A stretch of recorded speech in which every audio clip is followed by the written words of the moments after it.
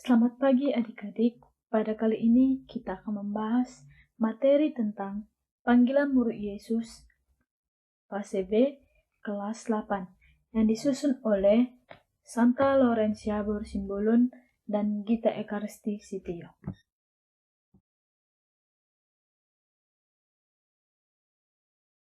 Sebelum kita memulai pertemuan kita, maka sebaiknya kita memulaikannya dengan doa terlebih dahulu. Maka mari kita mempersiapkan hati dan pikiran kita terlebih dahulu. Marilah berdoa dalam nama Bapa dan Putra dan Roh Kudus. Amin. Tuhan Yesus yang penuh cinta, kami bersyukur kepadamu. Berkat kasih-Mu yang tak terhingga, Engkau sudi mengumpulkan kami hari ini untuk belajar bersama tentang panggilan menjadi murid-murid-Mu. Bimbinglah hati dan pikiran kami, agar kami mampu memahami panggilan untuk menjadi murid-murid-Mu demi Kristus Tuhan Juru Selamat kami. Amin. Dalam nama Bapa, Putra, Roh Kudus. Amin. Sebelum kita akan masuk materi mendalami makna arti panggilan, langkah baiknya kita bersama-sama menyanyikan Dengar Dia Panggil Nama Saya. Dengar Dia panggil nama saya. Dengar Dia panggil namamu. Dengar Dia panggil nama saya. Juga Dia panggil namamu.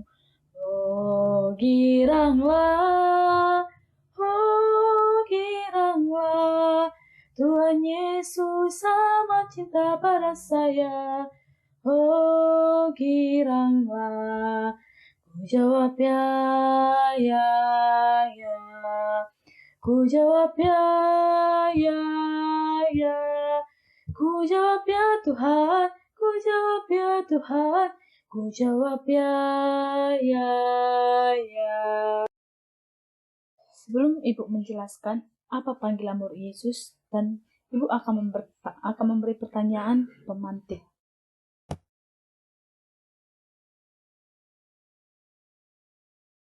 Apa itu panggilan?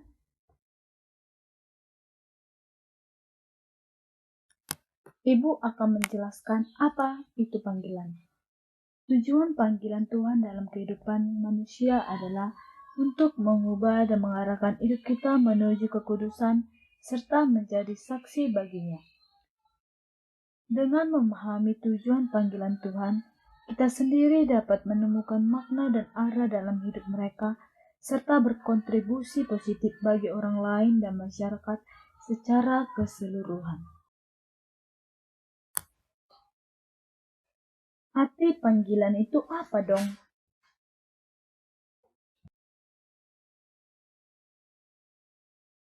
Di sini Ibu membuat S-breaking.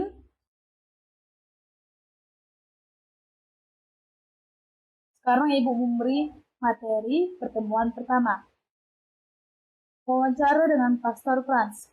Pastor, bisakah Anda ceritakan perjalanan panggilan hidup imamat Anda? Tanyaku pada Pastor Franz.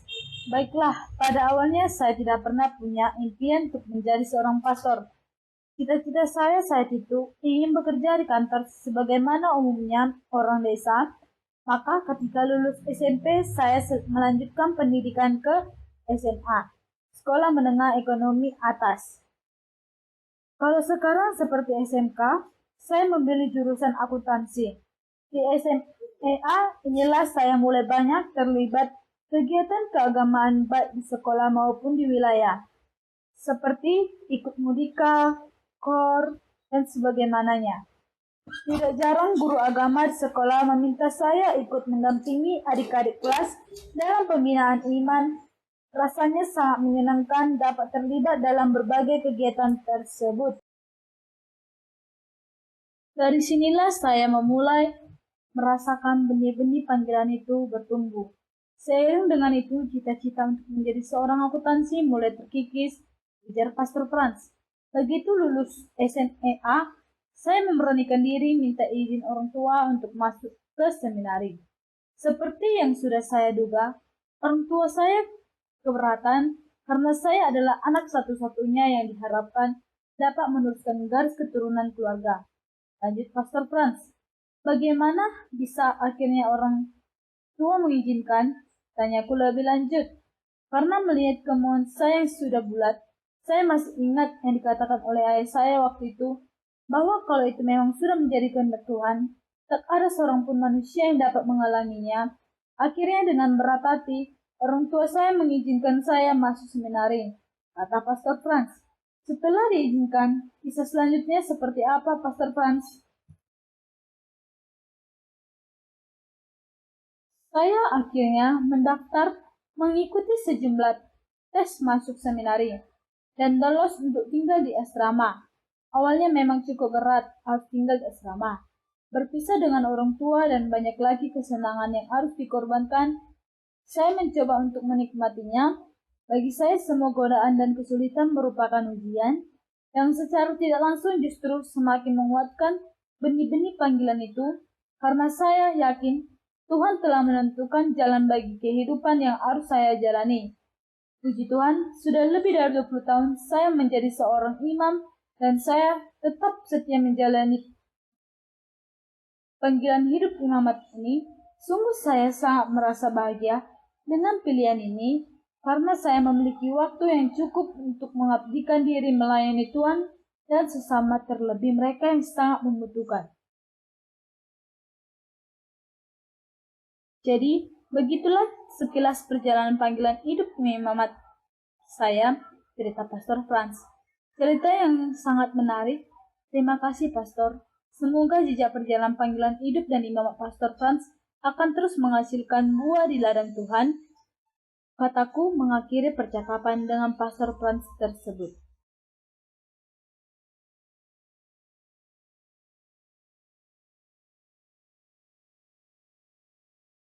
Di sini Ibu memberi pertanyaan.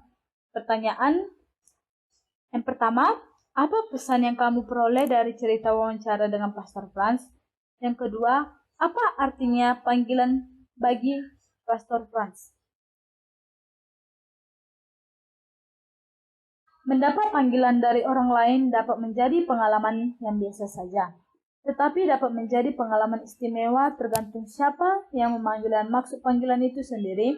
Kalau yang memanggil tokoh ternama, orang yang memiliki pengaruh, memiliki kewibawaan, bukan orang biasa, maka pengalaman panggilan itu menjadi pengalaman istimewa dan luar biasa. Jadi di sini Ibu akan membuat ada berbagai ragam sikap manusia dalam menanggapi panggilan dari Tuhan. Yang pertama, langsung menanggapi seperti Pastor Franz. Yang kedua, ada yang bersikap acuh. Yang ketiga, ada yang secara tegas menolak panggilan tersebut.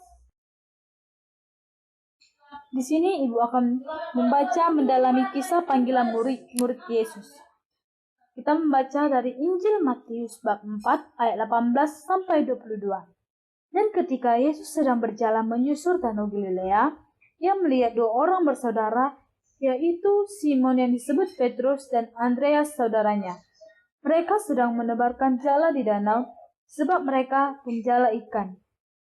Yesus berkata kepada mereka, "Mari, ikutlah aku dan kamu akan kujadikan penjala manusia." Lalu mereka pun segera meninggalkan jalannya dan mengikuti dia. Dan setelah Yesus pergi dari sana, dilihatnya pula dua orang bersaudara, yaitu Yakobus dan Zebedeus dan Yohanes saudaranya, bersama ayah mereka. Zebedeus sedang membereskan jala di dalam perahu. Yesus memanggil mereka, dan mereka segera meninggalkan perahu serta ayahnya lalu mengikuti dia. Dari Injil Matius 16 ayat 24 sampai 26. Lalu Yesus berkata kepada murid-muridnya, "Setiap orang yang mau mengikuti aku, ia harus menyangkal dirinya, memikul salibnya dan mengikuti aku. Karena barang siapa mau menyelamatkan nyawanya, ia akan kehilangan nyawanya, tetapi barang siapa kehilangan nyawanya karena aku, ia akan memperolehnya. Apa gunanya seorang memperoleh seluruh dunia, tetapi kehilangan nyawanya? Dan apakah yang dapat diberikannya sebagai ganti nyawanya? Sebab anak manusia akan datang dalam kemuliaan Bapanya, diiringi malaikat-malaikatnya, Pada waktu itu, ia akan membalas setiap orang menurut perbuatannya. Aku berkata kepadamu, sesungguhnya di antara orang yang hadir di sini, ada yang tidak akan mati sebelum mereka melihat Anak Manusia datang sebagai Raja dalam kerajaannya. Di sini ibu akan membacakan dari Injil Lukas bab 5 ayat 27 sampai 32. Kemudian ketika Yesus pergi keluar, ia melihat seseorang pemungut cukai yang bernama Lewi sedang duduk di rumah cukai. Yesus berkata kepadanya, "Ikutlah aku." Maka berdirilah Lewi dan meninggalkan segala sesuatu, lalu mengikuti dia. Dan Lewi mengadakan suatu perjamuan besar untuk dia di rumahnya, dan sejumlah besar pemungut cukai dan orang-orang lain turut makan bersama-sama dengan dia. Orang-orang Farisi dan ahli-ahli Taurat bersungut-sungut kepada murid-murid Yesus, katanya, "Mengapa kamu makan dan minum bersama mereka dengan pemungut cukai dan orang berdosa?" Lalu jawab Yesus kepada mereka, katanya, "Bukan orang sehat yang memerlukan tabib, tetapi orang sakit. Aku bukan untuk memanggil orang benar, tetapi orang berdosa supaya mereka bertobat." Dari Injil Lukas bab 9 ayat 57 sampai 62. Ketika Yesus dan murid-muridnya melanjutkan perjalanan mereka, berkatalah seseorang di tengah jalan kepada Yesus, "Aku akan mengikuti engkau kemana saja engkau pergi." Yesus berkata kepadanya, "Serigala mempunyai liang dan burung mempunyai sarang, tetapi Anak Manusia tidak mempunyai tempat untuk meletakkannya kepalanya." Lalu ia berkata kepada orang lain, "Ikutlah aku." Tetapi orang itu berkata, "Izinkanlah aku pergi dahulu menguburkan Bapakku." Tetapi Yesus berkata kepadanya, "Biarlah orang mati menguburkan orang mati. Tetapi engkau pergilah dan beritakanlah kerajaan Allah di mana-mana." Dan seorang lain lagi berkata, "Aku akan mengikuti engkau Tuhan, tetapi izinkanlah aku pamitan dahulu dengan keluargaku." Tetapi Yesus berkata, "Setiap orang yang siap untuk membajak tetapi menoleh ke belakang tidak layak untuk kerajaan Allah." Jadi di sini ibu memberi pertanyaan. Yang pertama, bagaimana reaksi atau tanggapan setiap murid yang dipanggil Yesus dalam setiap kitab suci yang telah dibaca? Yang kedua, uraikanlah tentang kisah panggilan Yesus kepada murid-muridnya dalam setiap kitab suci. Ini ibu akan memimpin doa penutup. Tuhan Yesus yang Maha Baik, kami sungguh bersyukur dan berterima kasih padamu, karena Engkau telah memanggil dan mengutus kami untuk menjadi pewarta kabar keselamatanmu. Bimbinglah dan dampingilah kami selalu, agar kami mampu menghadirkan karya keselamatan yang Kau wartakan di tengah-tengah hidup keluarga, sekolah, dan masyarakat di sekitar kami. Demi kemuliaan-Mu ya Yesus, kini dan sepanjang masa. Amin.